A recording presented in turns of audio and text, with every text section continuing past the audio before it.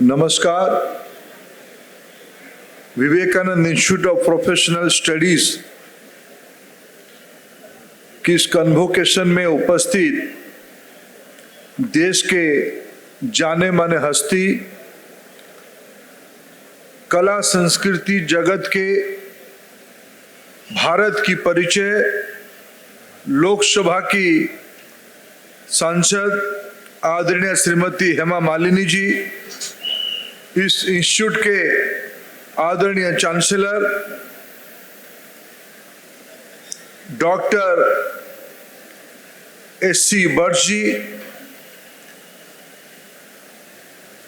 गुरु Gobind Singh Indraprastha university के vice chancellor, देश की renowned educationist doctor Mahesh Verma ji, Shri Krishna Agarwal ji, Sunit Vyas ji, Vinit Vyas ji, Ajay Bindal जी,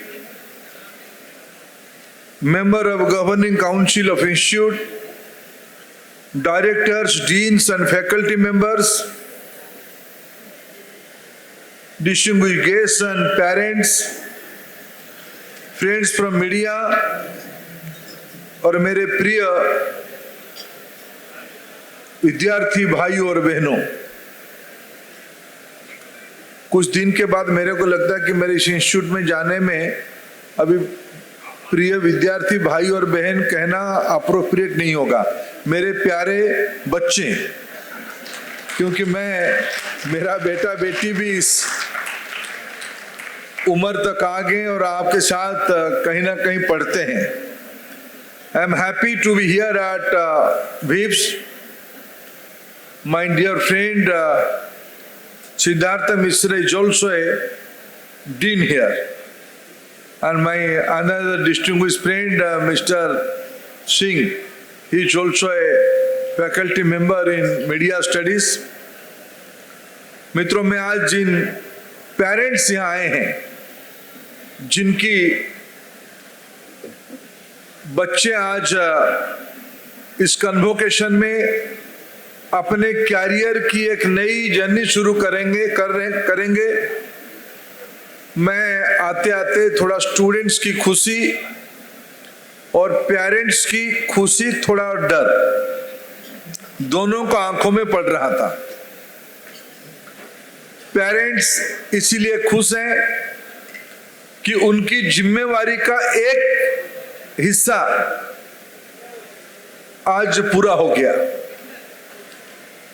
डर इसीलिए है, डर नहीं कहूंगा, थोड़ा जिम्मेवारी और थोड़ा चिंता, थोड़ा अपेक्षा इसीलिए है, ये बच्चा आगे करेगा क्या। और बच्चे अभी भी स्मार्टफोन पे रील बना रहे हैं, बनाना ही चाहिए आप, ये तो मीडिया स्टडीज की इंस्टीट्यूट है, अभी जिंदगी रील से ही शुरू होती है।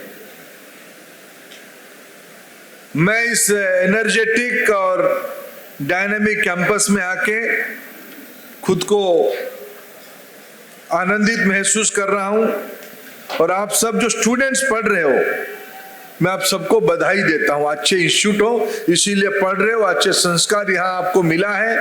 ये इंस्टीट्यूट सुबह 11 बजे कन्वोकेशन करो और इतने शांति में ये क्योंग इंस्टीट्यूट अपने कन्वोकेशन को पूरा होने दे, ये आजकल ये बॉक्स आइटम की न्यूज बनेगी। इतना चुप मत बैठो कि ये स्टूडेंट कैंपस पता ना चले, बस आपका डर रहना ही चाहिए। हाँ, थोड़ा शुरू करो। अरे स्टूडेंट कैंपस ही जैसे लगनी चाहिए ना। आप इतना स्टूडेंट्स इतना डिसिप्लिन कब हो गया? जब स्टूडेंट्स इतना गुमसुम में चला जाएगा तो फिर हम 21वीं सदी में दुनिया को अपने साथ कैसे लाएंगे। इसलिए मैं आपको बधाई देता हूं। राइट, ये है स्टूडेंट स्पिरिट, ये है कैंपस।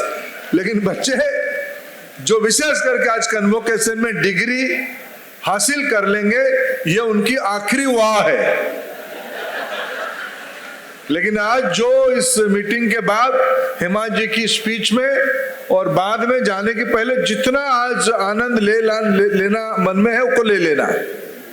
आगे देश आपसे बहुत चीज अपेक्षा कर रहा है, दुनिया आपसे बहुत चीज अपेक्षा कर रहा है, आपकी पेरेंट्स और आप खुद भी कुछ आपके ऊपर ज्यादा अपेक्षा करोगे। मैं इसीलिए कहा कि अभिप्स देश की एक अच्छे इंस्टीट्यूशन में एक है। भले ही ये एक गुरु गोविंद सिंह इंद्रप्रस्थ यूनिवर्सिटी की एफिलिएटिंग कॉलेज हो, ये अपने आप में ये यूनिवर्सिटी से कोई कम नहीं है। मैं आपको बधाई देता हूं। और कई मामले में क्वालिटेटिव असेसमेंट करेंगे, मेरे को जितना बताएंगे। और मैं सबसे बस साहब, मैं आपकी कमिटमेंट और अग्रवाल जी की इसके पीछे विजन और आपकी लीडरशिप को धन्यवाद देता हूं। आज एंडाउमेंट में चलने वाले, प्राइवेट इनिशिएटिव से चलने वाले एजुकेशन इंस्टीट्यूशन फिजिकली अच्छा करते हैं। उनकी बिल्डिंग्स, उनकी एम्बियंस, उनकी लैब की फैसिलिटी, उनकी फैकल्टी के आत्मविश्वास, क्वालिटी फैकल्टी, इसमें कई लोग अच्छे कर रहे हैं। लेकिन मैं देश की शिक्षा मंत्री के नाते थोड़ा गहराई से उनको देखता हूं। अमूमन वो ज्यादातर इंजीनियरिंग या मेडिकल इंस्टीट्यूट होते हैं। मैं आपके यहाँ आके निसंदेह कहूं, आपकी जो कोर्सेस है, कोर्सेस बीए बीबीए है, एलएलबी है, एलएलएम है, बीसीए है, एमसीए है, BCom, BA journalism, BA economics honours, BA English honours, ऐसे सारे ह्यूमैनिटीज और प्रोफेशनल स्टडीज के अंदर मैं शायद ही कोई गैर सरकारी संस्था में आया होगा जिसकी क्वालिटी इतनी अच्छे हो। मैं इसीलिए आपको बधाई देता हूं। मित्रों, हमें कुछ विषय को अभी थोड़ा इनर वॉल को जाके, आज कन्वोकेशन है।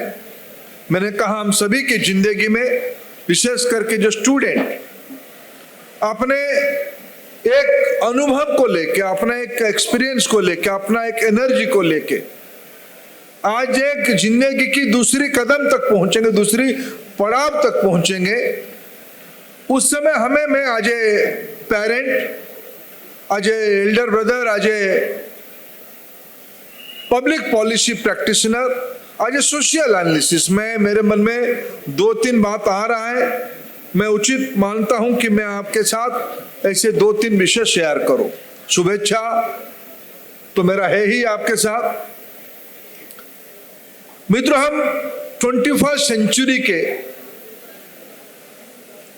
3rd डिकेड में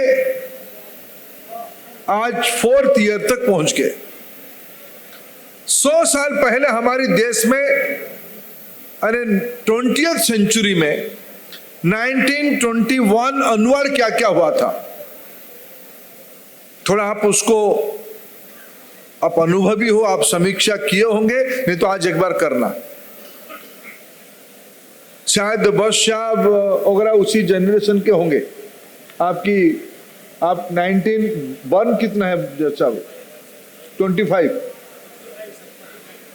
45। तो बस साहब हमारे बीच में सबसे अनुभवी व्यक्ति हैं। उस डिकेड के, अरे आज से 100 साल, 95 ईयर्स की पहले जनरेशन अभी कम बचे हैं। बस साहब 4th या 5th डिकेड तक, अरे 1-2 डिकेड के आगे जन्म हुए हैं। लेकिन मैं 100 साल पहले की बात याद दिलाना चाहूंगा। उस समय में देश की स्थिति क्या थी? देश गुलाम था, देश की आइडेंटिटी की क्राइसिस थी, देश की यंग एनर्जेटिक लोग भले ही कैंपस में रहते होंगे, लेकिन दिमाग चल रहा था भगत सिंह की भाषण कब सुनूं, गांधी जी ने क्या कहा, सरदार पटेल की आह्वान क्या हुआ, उन तमाम लीडरान की इंस्पिरेशन से उस समय की यंग एंड स्टूडेंट्स देश की आजादी की ग्लानि लिए और पराधीनता की ग्लानि में जी रहा था। पहला फर्क तो यह है, आज हम दुनिया के 5th लार्जेस्ट इकोनॉमी के अभी हम एक्टिव स्टेक होल्डर है। 100 सालों में हमारी पूर्वजों ने हमें यह फर्क करके दिया। ये आप सौभाग्यशाली समूह हो। आज औद्योगिक क्रांति, इंडस्ट्रियल रिवॉल्यूशन 4.0 में हम पहुंचे हैं। मित्र, हम विभिन्न कारण से हमारी देश की सभ्यता बहुत गहरा है। मैं आपकी आज कुछ लाइब्रेरी में कुछ पब्लिकेशंस देख रहा था, आप भी उनको पढ़े होंगे, तो आपकी रूट्स के बारे में आपका परिचय थोड़ा बहुत हुआ होगा। दुनिया में मनुष्य सबसे बुद्धिमान आदमी है। उन मनुष्यों की, ह्यूमन बींग्स की सबसे ओल्डेस्ट और रूटेड हैबिटेशन कहीं हुई थी तो उसकी नाम है भारत। भारत में किताब, नॉलेज रिपोजिटरी का नाम है वेद, जिसको स्वामी विवेकानंद जिनके नाम पे वर्ष साहब ने इंस्टीट्यूट बनवाई है। आज भी जो वेद दुनिया को इंस्पायर करने के लिए पर्याप्त है, उस वेद की आयु अगर मैं तिलक जी को कोट करूंगा 8000 साल पुरानी है। दैट मीन्स हमारी सिविलाइजेशन हजारों साल पुरानी है। उस समय में हम आगे बढ़ते बढ़ते पिछले 300, 400, 500 साल, अभी अभी आप एक विषय आपकी मेमोरी में रिफ्रेश हुआ होगा, 5 सदियों की गुलामी को समाप्त करते हुए महाप्रभु श्री रामचंद्र जी की मंदिर 22 जनवरी में प्राण प्रतिष्ठा हुई है। यह शब्द आपने सुना होगा इन दिनों में। 500 साल की संघर्ष हुई थी। अरे हम लंबे समय गुलामी के रहने के कारण हमारी एक आत्मविश्वास में कमी आई थी, जो आज हम उभर रहे हैं। मित्रों, युवा साथियों, औद्योगिक क्रांति, इंडस्ट्रियल रिवॉल्यूशन 1.0, 2.0, 3.0 में हमारी कोई स्थान नहीं था। पहला औद्योगिक क्रांति तो हमारी समझ में नहीं था, हम गुलामी की जंजीरों में थे। दूसरे में हम मजदूर बने, तीसरे में हम पेरिफेरियल पार्टनर बने। पेरिफेरियल सुपरवाइजरी रोल पे गया, उसमें उत्पादित चीजों की हमें कुछ लाभ मिला। लेकिन मित्रों, ये अवसर हमें अभी मिला है इंडस्ट्रियल रिवॉल्यूशन 4.0 में। इस बार भारत नेतृत्व करेगा और आप लोग उसकी नेतृत्व करोगे, ये मेरा भरोसा है। यह आपके सामने संभावना है, स्कोप है। आज जैसे मैंने कहा, देश आज दुनिया की ताकतवर अर्थनीति बन चुकी है। आने वाले 3 साल में भारत दुनिया की 3 नंबर की इकोनॉमी बनने वाली है। 3 नंबर की इकोनॉमी की शर्त क्या होती है? कई शर्त होती है। If you want to achieve number 3 status, if you want to go beyond that, it can't happen all of sudden. ऐसा ही नहीं आने वाला है। You have to till hard soil for that. You have to do hard work for that. What are they? First precondition, जिसकी आंखों में सपना होगा, जिनकी आंखों में नींद नहीं रहेगी, जो जागते जागते सपना देखने को, इसको साकार करने की ताकत रखेगा, वही तो दुनिया की 1 नंबर देश बन पाएगा। जो मेरे सारे संभावना आज की मेरे नई पीढ़ी में दिख रहा है। मैं जब आज घर से मेट्रो में दिल्ली आपकी कैंपस में आ रहा था, एक बच्ची मेरे को रास्ते में मिली। मैं पूछा, बेटा तुम कहां जा रहे हो? बोले मैं जा रहा हूं सिविल लाइन। बोले तो सिविल लाइन तो स्टेशन चला गया। बोला नहीं, मैं आपके साथ एंड तक जाऊंगा। थोड़ा गपशप होने के लिए अवसर मेरे को मिला।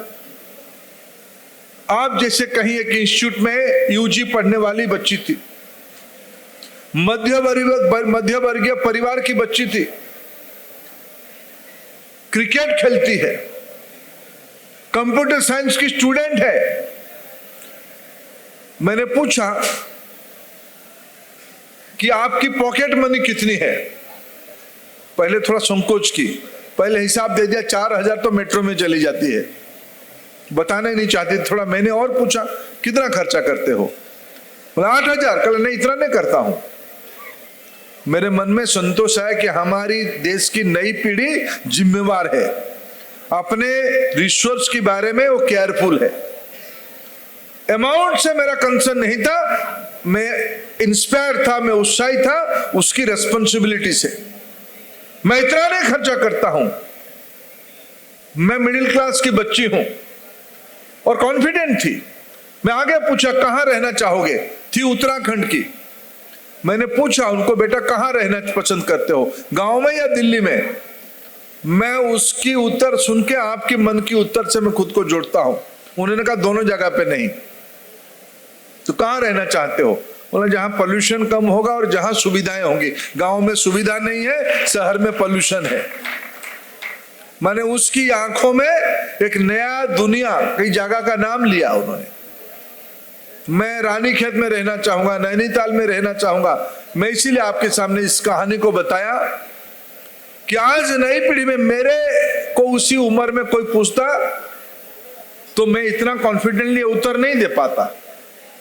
आज भारत की लड़की, और हमें तो कहा गया और ये दिखती भी है, प्रधानमंत्री नरेंद्र मोदी दुनिया में भारत की मॉडल को वुमेन लेड डेवलपमेंट की बात कहते हैं। ये भीप्स तो वुमेन लेड ही है, फैकल्टी में ज्यादा मातृशक्ति है और बच्चियां तो ज्यादा इसी इंस्टीट्यूट में लड़कियां ही पढ़ते हैं।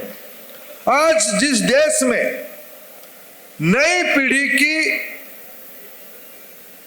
गर्ल्स स्टूडेंट, और ये सिर्फ भीप्स की कहानी नहीं है, इन दिनों में दुनिया में सबसे अच्छे पढ़ाई को स्टेम एजुकेशन कहा जाता है। Science, technology, engineering and mathematics. दुनिया में स्टेम में ज्यादा बच्चे पढ़ते हैं। मैं आपको अगर तथ्य बताऊं, भारत में जितने बच्चे स्टेम पढ़ते हैं उतने में 43% लड़कियां हैं, और ये लड़कियों की संख्या दुनिया की तुलना में अन्य देशों से सबसे ऊपर है। दैट मीन्स भारत की लड़कियां ऐसा कुछ काम नहीं है। अभी इस बार 26 जनवरी में रिपब्लिक डे की परेड आपने देखा होगा। इस बार तो परेड को डोमिनेट भारत की लड़कियां ही किए थे। यानी भारत अभी अनस्टॉपेबल है। भारत की बच्चों की आंखों में दुनिया को पकड़ने की सपना आ चुका है, और ये सपना भारत में कोई कभी सपना दिखता है, ये कभी अपने बारे में नहीं सोचता है। भारत की रूटेड बैकग्राउंड को देखो, भारत में सामाजिक चरित्र को देखो। भारत कभी अपने बारे में नहीं सोचा है। आज भारत अगर समृद्ध होगा, भारत संपन्न होगा, उसकी एक शर्त है, आपको आगे दायित्व लेना पड़ेगा। भारत संपूर्ण समृद्ध आत्मनिर्भर नहीं हो पाएगा अगर आप जिम्मेवारी नहीं लोगे, अगर आपकी आंखों में सपना नहीं होगा और आपकी मेहनत नहीं होगी। और आपने कभी अपने बारे में मेहनत सिर्फ नहीं किया, अब खाना भी नहीं खाते हो बिना दोस्त के। ये कोई फन की बात नहीं है, ये प्रैक्टिस की बात है, ये संस्कार की बात है। हमें एक सामूहिक जीवन का संस्कार है, हमें एक जिम्मेवारी का संस्कार है। ये इंस्टीट्यूट आपको पिछले 3, 4, 5 साल में सेल्फलेस फ्रेंडशिप का आपको संस्कार दिया है। मित्रों, इस संस्कार को आगे नहीं भूलना है, इस संस्कार को आगे ले जाना है। 2047 तक प्रधानमंत्री नरेंद्र मोदी जी ने ये आह्वान दिया है। भारत को विकसित करके ही रहना पड़ेगा। भारत की भाग्य में, भारत की नियति में, भारत की नई पीढ़ी की मन देखते हुए प्रधानमंत्री जी ने आह्वान किया है कि आने वाले 25 साल में, अमृत काल में हमें और आगे बढ़नी है। हमें आगे अपने लिए नहीं बढ़नी है, हमारे देश की संस्कार को आगे बढ़ाते हुए हम वसुधैव कुटुंबकम कहने वाले लोग हैं। दुनिया आज आपस में लड़ने में व्यस्त है।